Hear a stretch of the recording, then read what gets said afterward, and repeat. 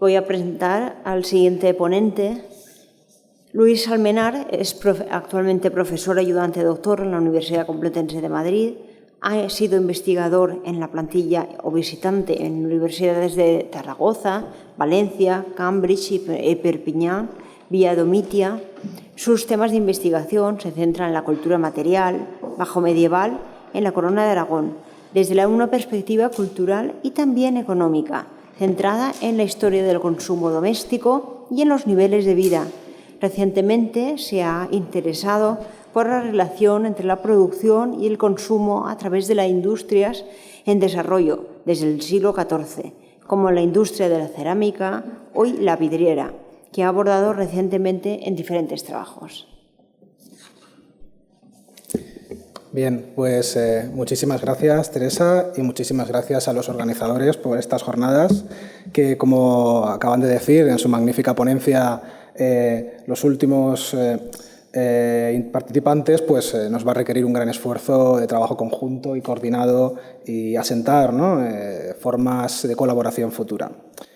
Bien, yo en mi caso voy a abordar el vidrio y me gustaría comenzar diciendo que la historia del vidrio medieval en la península ibérica está todavía por contar. En buena medida, esto se explica por el escaso atractivo que ha tenido el vidrio desde las múltiples disciplinas desde las que su estudio resulta posible. La historia del arte no ha dejado de priorizar el estudio de las llamadas artes mayores, escultura, pintura, arquitectura, frente a las mal llamadas artes menores o artes del objeto, entre ellas no solo la vidriería, sino también la platería o la misma cerámica. La arqueología ha priorizado el estudio de las formas y uso de materiales de conservación más abundante y de reconstrucción más sencilla que las frágiles piezas de vidrio.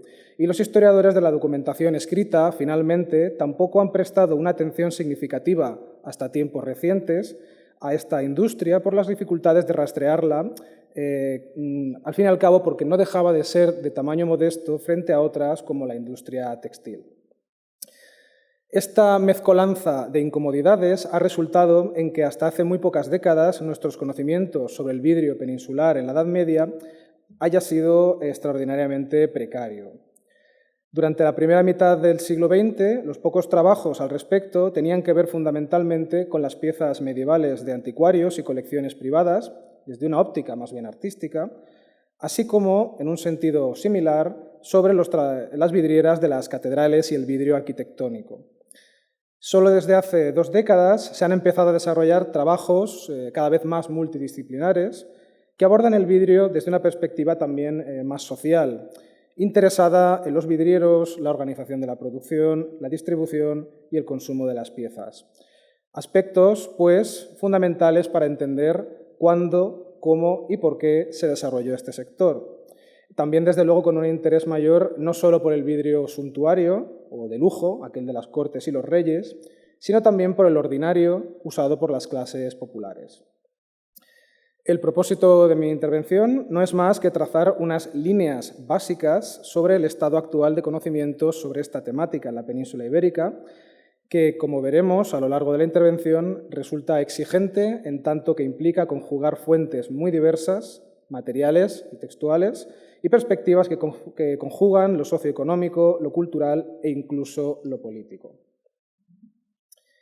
Bien, a mi modo de parecer, la historia del vidrio peninsular puede dividirse en época medieval en 2 grandes etapas, comenzando con una verdadera edad oscura, cuya existencia nos ayudará a entender el interés y el gusto por las piezas de vidrio en la Baja Edad Media. Y es que durante los últimos siglos del Imperio Romano, la industria vidriera atravesó una verdadera Dark Age.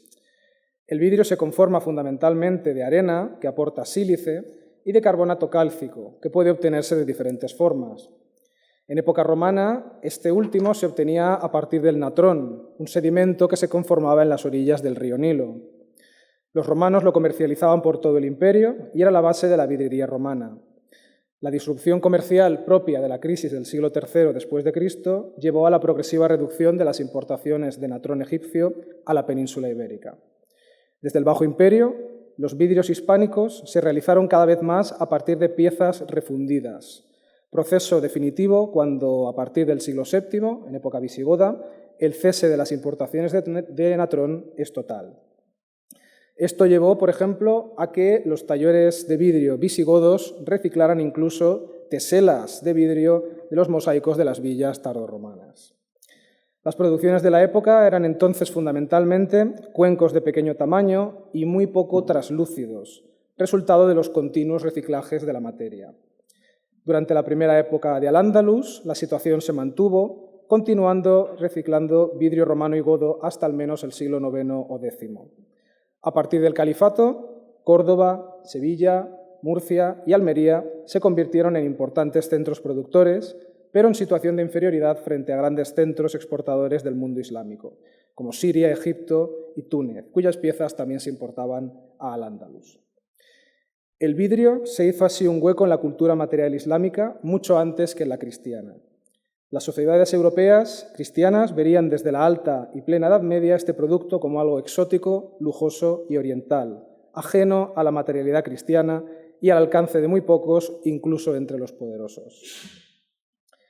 Esta situación empezó a cambiar gracias a diversos factores que llevaron a una segunda época, primero de renacimiento y luego de revolución de la industria.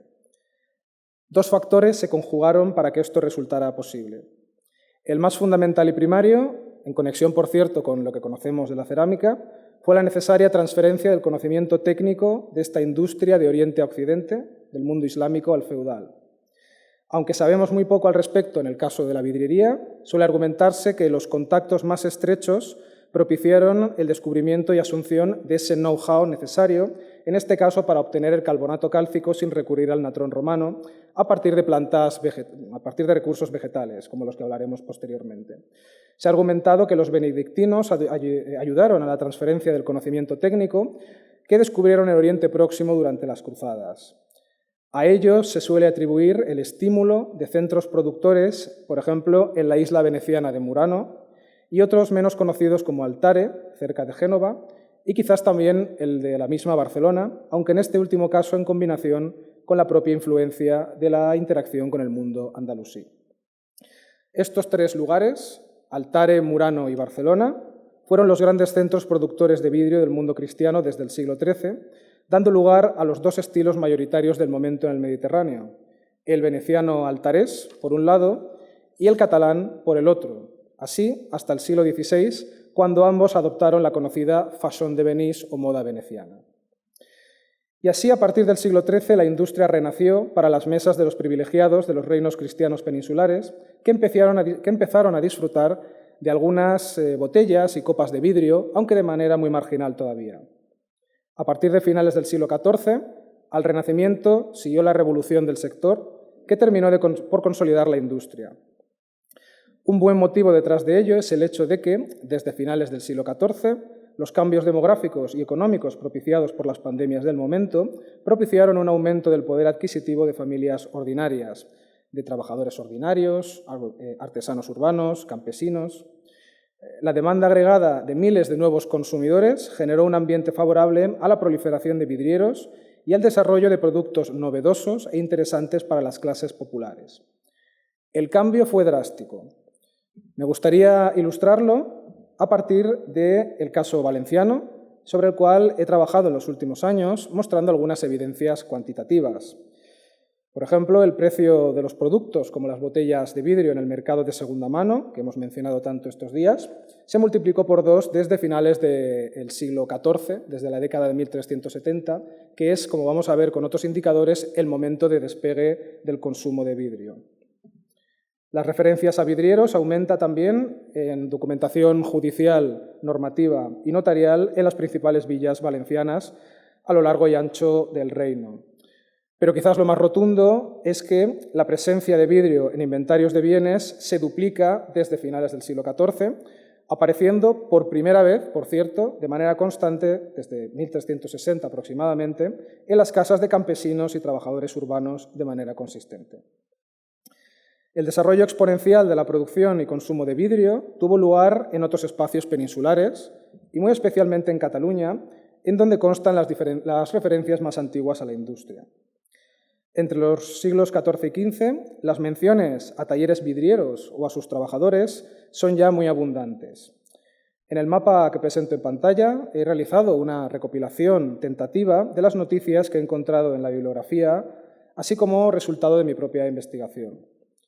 Podemos observar una clara concentración en los espacios de la Corona de Aragón, en grandes urbes, pero también en centros rurales o más menores.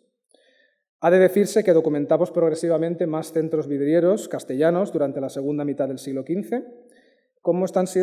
tal y como están siendo estudiados mediante análisis arqueométricos por Jorge de Juan Ares en la Universidad Complutense de Madrid.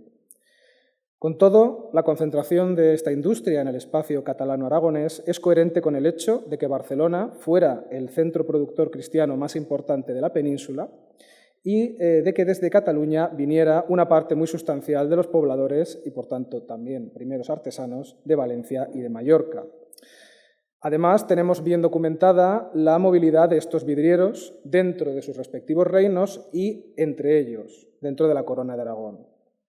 Y así documentamos a vidrieros catalanes operando en Castellón o vidrieros valencianos y catalanes también en Palma de Mallorca durante el siglo XV, como han mostrado los trabajos de Miquel Àngel Capellà Galmés. No es de extrañar, por tanto, que a los coetáneos les sorprendiera la vigorosidad de la industria vidriera en las regiones mediterráneas. Así lo hacía Jerónimo Münzer, conocido viajero alemán, que recorrió la península ibérica a finales del 400.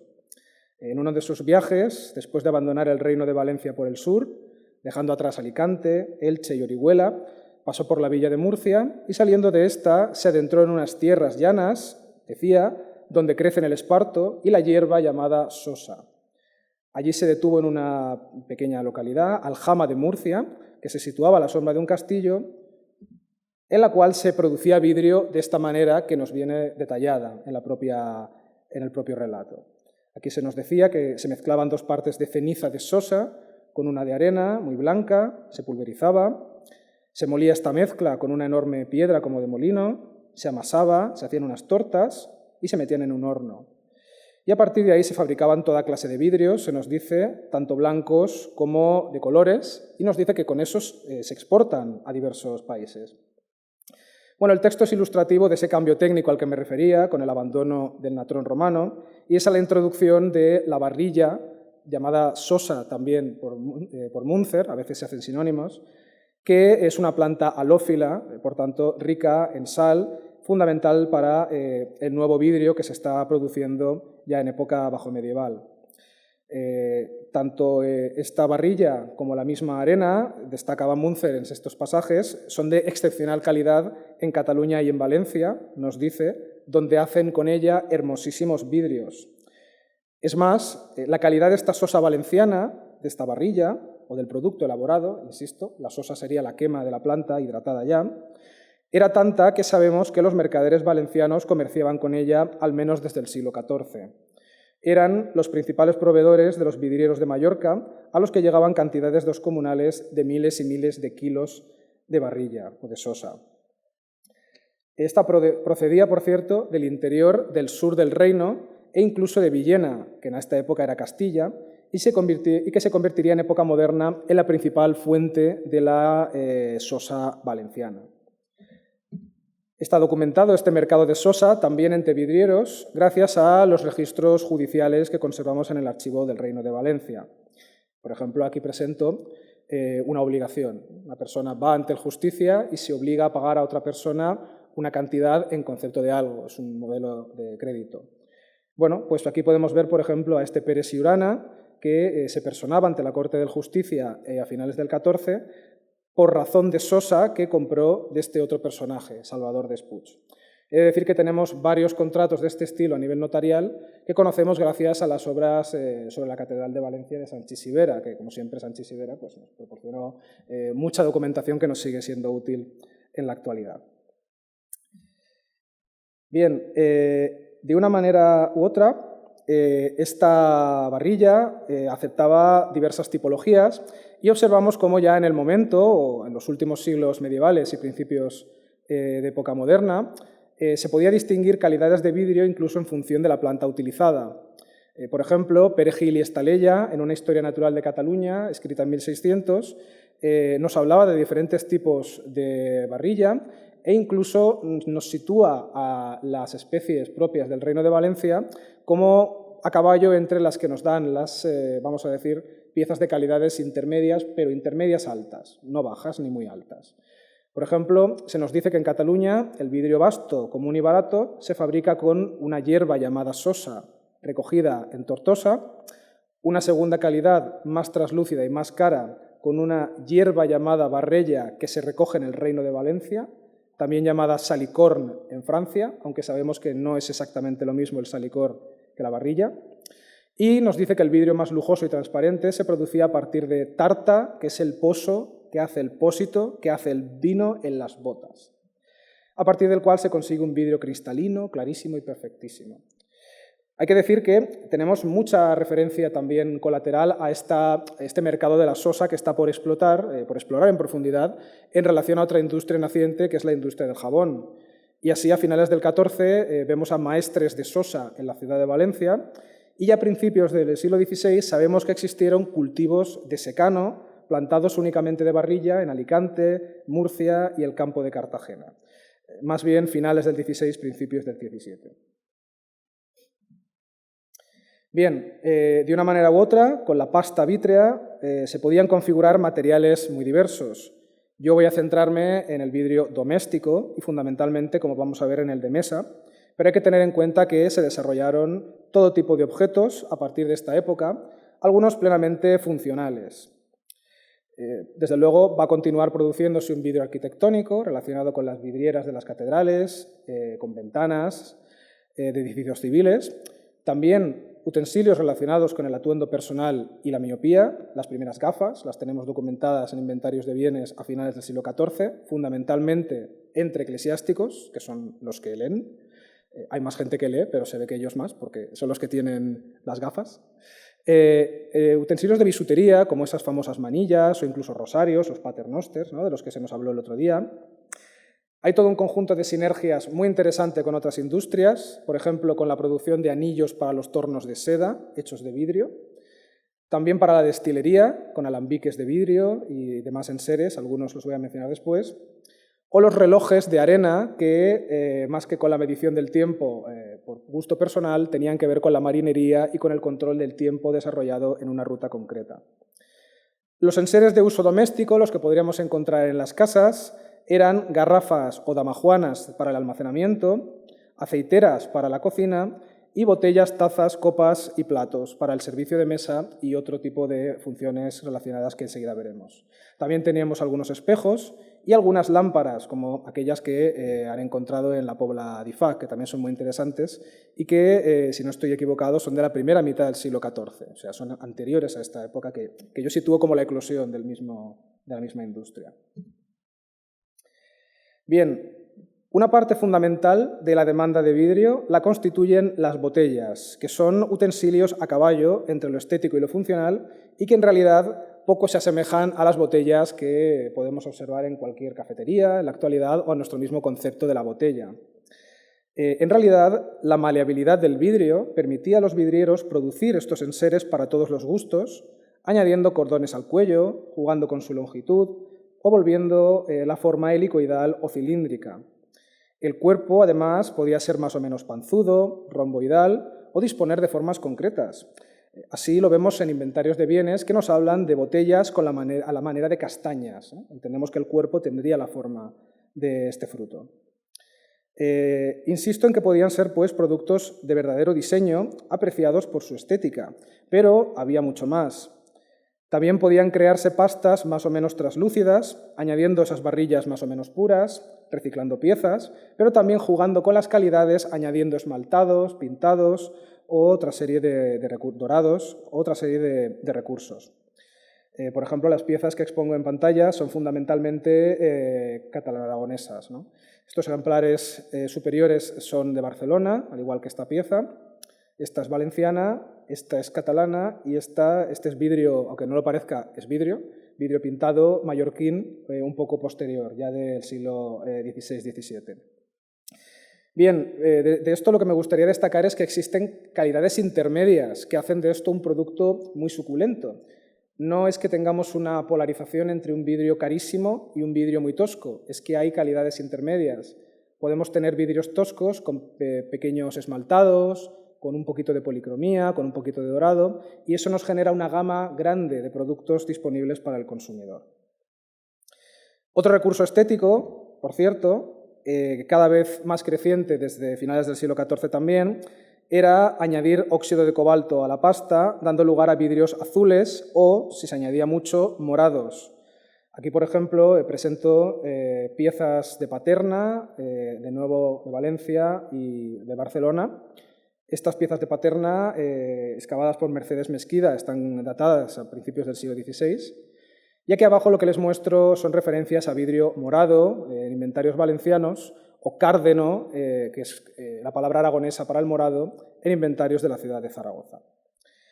Lo que vemos es un creciente gusto por el vidrio azul y que yo veo en conexión con lo que me parece una moda materialmente transversal, que es el gusto por este color. Lo vemos igual cronológicamente en la cerámica blanca y azul, pero también en lo que hemos podido observar con los estudios del textil, con el gusto creciente por las prendas de color azul. En este caso, evidentemente, color obtenido no a partir del cobalto, sino del pastel, que es otro producto, en este caso relacionado con los tintes textiles. Bien, esta capacidad del vidrio de dar lugar a productos muy diversos a partir de una materia, en principio sencilla y asequible, le dotaba de un enorme potencial de mercado y que era una característica que sorprendía a los propios coetáneos y que también relacionaban con una característica compartida con la cerámica. Aquí les presento unas sentencias morales del Archivo de la Corona de Aragón, en la cual se nos expresa esta sorpresa de la siguiente manera. Lo traduzco alegremente, ¿no? Básicamente nos dice que un vidriero hace del mismo vidrio dos piezas de diferente talla, ¿no? Calidad, corte. A una la llama taza y a la otra la llama orinal. Un jarrero hace de la misma arcilla dos piezas de diversa talla, ¿no? A una la llama escudilla y a la otra la llama berenguera, que es el equivalente pero para las heces. Y nos dice después que, claro, si una persona se sentara en una mesa con una taza y una escudilla, todo bien, pero si lo hace con una berenguera y un orinal, nos dice se le tomaría por loco y se lanzarían las piezas al suelo. Entonces, yo creo que el texto es expresivo de una realidad y es que este tipo de bienes se adquirían más por su estética que por su valor intrínseco, que evidentemente no era tan alto como el de otros productos de la época con valores intrínsecos mucho más altos. Este tipo de enseres, los historiadores económicos los sitúan como fundamentales en la transición hacia un modelo de economía del consumo. Maxim Berg y Fisi Fairchild los han denominado semilujos o bienes de lujo popular o populujo, populux. Y en ese sentido, otras historiadoras como Marta Aymar, del Victorian Albert Museum, nos dice que, claro, lo que da valor a estos objetos no es el valor intrínseco del material, sino la craftsmanship, el grado de elaboración del mismo. Y en eso lo estético está jugando un papel fundamental. Bien, ¿cuáles eran las funcionalidades de estos productos en el espacio doméstico? Además de la estética, la posesión de vidrio en las casas medievales la podemos asociar a fines concretos, y uno muy claro es el servicio de mesa. La iconografía del momento nos muestra con claridad estas botellas vinculadas al consumo de vino. La transparencia del material permitía apreciar la calidad de este producto y desarrollar, me refiero al vino, y desarrollar una sociabilidad consistente en compartir los conocimientos enológicos. Normalmente los vemos en la iconografía de esta manera, dos botellas, porque una con agua y otra con vino, porque el vino se templa, que es el término de la época. Cada comensal se lo mezcla en una proporción deseada para ajustarlo a la potencia, ¿no?, que desean. Se nos suele representar, por cierto, siempre cubiertos con algún cítrico y, como digo, tienen mucho que ver con una sociabilidad desarrollada alrededor del propio vino. También tenemos las copas y, desde luego, los vasos que empiezan a aparecernos de este material, algunos con sus propias modas, como estos vasos de gotas o de gotones, que a veces se llaman en la historiografía, y que vemos tanto en el registro arqueológico como en la iconografía. En ambos casos, este es un retablo catalán y estos son piezas, de nuevo, barcelonesas. No obstante, tenemos muchos más enseres. Los inventarios de bienes valencianos, por ejemplo, nos hablan de salseras, jarros, algunos platos para las frutas, parece ser, o fruteros más bien, frascos, algo llamado calabaza de vidrio, que no sabemos muy bien para qué es, aunque hemos visto equivalentes en cerámica para el vino. Y lo que no encontramos, en definitiva, son vajillas completas de vidrio. No encontramos un repertorio de escudillas, platos, ni da la sensación de que nunca nadie esté recurriendo a eso de manera no solo cotidiana, sino también, digamos, integral, ¿no? Tener juegos completos. Mi impresión es que estas piezas vendrían a complementar el repertorio material de vajillas hecha o de cerámica y madera o bien de materiales preciosos, dependiendo del contexto social en el que nos movamos. Por otra parte, existía un vidrio de carácter meramente funcional sin ninguna atribución estética. Es el caso de las garrafas o damajuanas de vidrio, barrales o barriles, en la terminología de la época, en catalán o en castellano, que vemos en muchos casos como recipiente de almacenamiento para vinos de calidad. De estos los había de varios tamaños, algunos de 5 litros, pero no deja de ser sorprendente la presencia de algunas que, según las fuentes, llegaban hasta los 200 litros. Normalmente se nos describen envueltos en fibras textiles a modo de protección, con especies como el esparto o sencillamente de mimbre. Se utilizaban para el almacenamiento de estos productos y también para el comercio de estos mismos líquidos que se buscaba preservar libres de impurezas, como estos vinos de calidad, pero también, un aspecto que me ha interesado mucho, para aguas aromáticas de fines alimenticios, cosméticos y medicinales. Conocemos, gracias a estos inventarios, la naturaleza de muchas de estas aguas situadas en botellas y damajuanas. Y así encontramos en inventarios de la Corona de Aragón aguas de azahar, de rosas, de hinojo, de romero, de salvia y muchas otras. Insisto en que son aguas aromáticas, alimenticias, cosméticas y medicinales, porque tenemos esa asociación tan frecuente en la época entre alimentación y salud, como digo, propia de la medicina medieval o del saber popular médico medieval. En la actualidad estoy investigando la producción, circulación y consumo de estas aguas y su vinculación cercana con el vidrio para el trabajo que presentaré en octubre en ese coloquio que nos ha invitado José Luis y Juan Vicente García Marsilla y que también resulta muy prometedor. Puedo decir por el momento que la asociación entre estas aguas y el vidrio tenía lugar desde su propia manufactura. Eran productos destilados por los boticarios en sus farmacias, en los grandes centros urbanos, en los cuales se utilizaban ya alambiques de vidrio, ollas de vidrio. Finalmente, el líquido pasaba a estas damajuanas de vidrio y a partir de ahí se distribuía, comercializaba o almacenaba. La transparencia del material se entiende por la posibilidad de ver la calidad de las aguas, pero sobre todo porque el vidrio está muy atribuido culturalmente a significados de pureza, de falta de contaminación, podríamos decir. De manera que se evita utilizar alambiques de plomo, que también existían y que se utilizaban para otro conjunto, ¿no?, de sustancias. Me gustaría destacar que estas aguas eran consumidas por un amplio espectro de la sociedad medieval, desde campesinos a trabajadores urbanos, pero también por parte de los sectores privilegiados de la sociedad. Entre estos últimos, la presencia de estas aguas en recipientes de vidrio la tenemos bien constatada, por ejemplo, a través de los registros de casa y corte que observamos en Contaduría Mayor de Cuentas en el Archivo General de Simancas. Estos registros los exploro en la actualidad, concretamente los referentes a la casa y corte de Isabel y de la infanta Juana de Castilla. En esta documentación, de nuevo, he identificado en diferentes ocasiones la presencia de barriles de vidrio grandes cubiertos de palma, en los cuales tenemos aguas llamadas almizcladas, perfumes y sustancias parecidas, aunque lamentablemente la documentación no es tan precisa como la catalano-aragonesa para identificarnos especies concretas, ¿no?, como esas aguas de azahar, de rosas o de lo que fuera.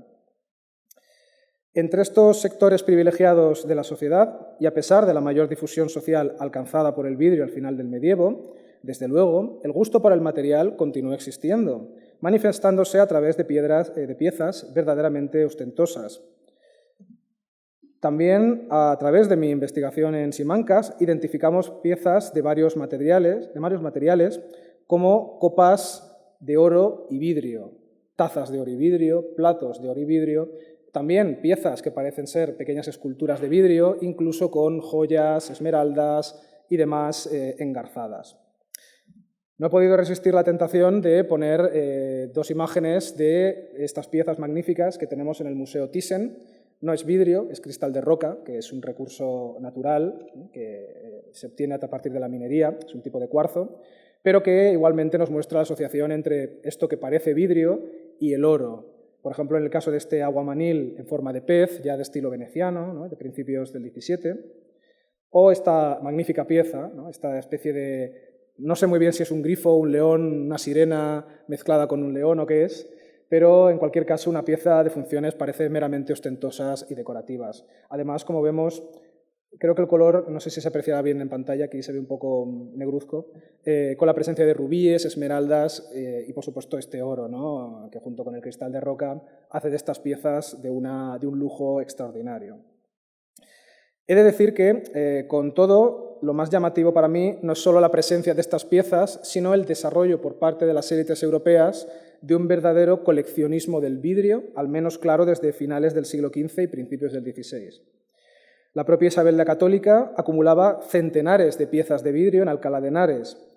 Fernando el Católico quiso obsequiarla en una ocasión con un regalo de 148 piezas de vidrio adquiridas en 1503 tras su paso por Barcelona y enviadas a Alcalá de Henares, donde la reina tenía ya una colección de 268 piezas.